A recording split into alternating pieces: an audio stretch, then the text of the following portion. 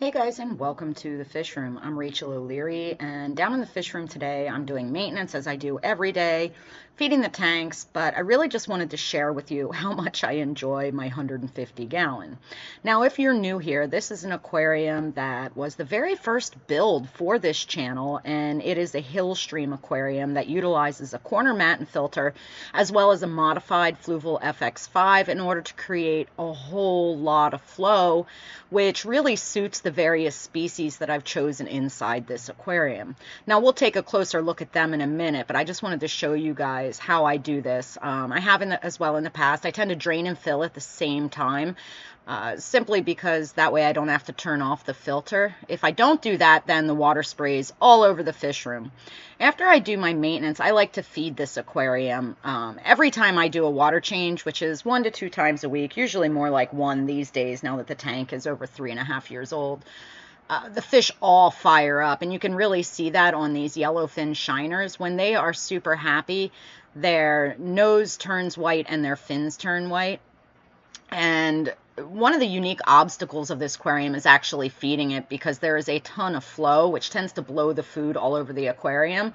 And also, since this aquarium is stocked with a ton of more elusive and shy species like this little Barbuca diabolica, it's important to make sure that I drop in enough food in enough areas of the tank that everyone gets to eat. Now, I do generally achieve that by sticking some of that O-nip to the glass, as well as dropping in a bunch of frozen food, which you'll see in the water column here. This is frozen cyclops as well as daphnia, and then additional pellets as well that go to the bottom. I watch this tank every single day, and it's one of the main reasons that I want to move its location in the fish room. It's currently over by the big boys in sort of an awkward place, both for filming and viewing. My goal is to move it over into the main area of the fish room where I can sit in my recliner and really enjoy this aquarium. You can see some of the gobies here. The red guy is the Rhinogobius jui, or scarlet goby. We have some of the Brachydanio or orange fin danios, and in the center of the screen there is a little Borneo sucker, or Gastromyzon viriosus. They're actually my favorite of the little sucker mouths. I just think they're super cool. There is some cobitus loaches, or spiny loaches, and that big fat fish in the middle is Petrorictes brevis, or one of the hovering loach species. I only have that one fish, so I added her to this aquarium a few years ago just to live out her best fishy life. Now, as I mentioned, this aquarium has extremely high flow, and because of that, the food does get distributed all throughout the aquarium, but it generally tends to catch in slower spots of the aquarium, allowing everyone to feed.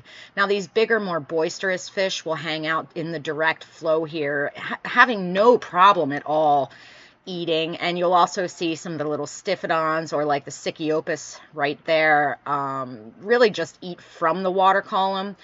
And then a lot of the slower fish will hang out in the bottom and graze on the trapped food there. Because I do feed this aquarium so heavily, it's one of the main reasons I do so many water changes. You can see that the white clouds tend to feed on this side of the aquarium where it's slightly quiet, but you can still see, even in the bottom of the far right side of this aquarium, it has some decent flow. Everywhere I look in this aquarium, I see a fish, I see some beautiful color, and I just find it to be one of the most interesting aquariums I own. I showed you guys last week my friend Ricky's aquarium that was the inspiration for this one, and I think you can see some overlap in species and layout. In fact, he helped me design this aquarium, again, over 3 years ago for this channel. This is a little stiphodon. Now, I only have males, so they don't fire up that awesome like they do in Ricky's tank, but eventually, after I move this aquarium, I do plan on getting more stiphodons in to add to this aquarium so that we can really see the range of colors and behaviors that they develop. This aquarium has a lot of fish breeding. Now, not a ton of fry survive simply because there's so many mouths going after them, but the Daniochiathid are ones that breed pretty regularly, as well as that spiny loach in the back there. As we look around the aquarium, we'll see all sizes of those two fish in particular. Now, when I catch all the fish out of this aquarium to move it, I may move the rhinogobius or the scarlet gobies, as well as those Borneo suckers, into their own aquariums to try and do a more controlled breeding of them, as I would love to have more, and both of them are very, very difficult to source. On that note, everything except for the white clouds and the Cyathidanios in this aquarium are very hard to get, and because of that I did a 6-month quarantine before adding to this aquarium, and quite honestly this aquarium is still only about halfway stocked. Now come spring, when I start summer tubbing again, I'll probably pull out the Daniocyatid to move outdoors, as well as the meteor minnows or the longfin white clouds. I do that each year, and then I bring in a ton of fry, and it's been a really rewarding experience and a great way to, breed fish in an easy way, to have more for my own means or to share with you guys. I just think that even though this tank, some plants have done well and some haven't, I think it's really, really successful. And it's just so fun to watch all the different fish all over the aquarium, utilizing their different feeding strategies and behaviors for dealing with the flow. Now, every single fish in here, except for a few otocinclus that are missing their eyeballs, are Hillstream species, meaning they all, or a lot of them, have modified finnage or shapes in order to deal with this amount of flow. It also means that I try and grow a lot of thick algae on the rocks like this one in order for the grazers, to be able to eat adequately. There's some fish in here that I almost never see, and we'll take a look at those in a minute. But I can always count on seeing my white clouds, the cobitus, the Borneo suckers, the scarlet gobies, and absolutely the orange findanios and the shiners. The shiners generally start by eating on the glass, and then when the food falls off from the flow, they dogpile it. And you can really get a good idea here of the iridescence and beauty that they have that can be hard to capture on camera because they move so quickly. Feeding them like this is one of the few times that they stay still long enough for me to actually get some good footage for you guys.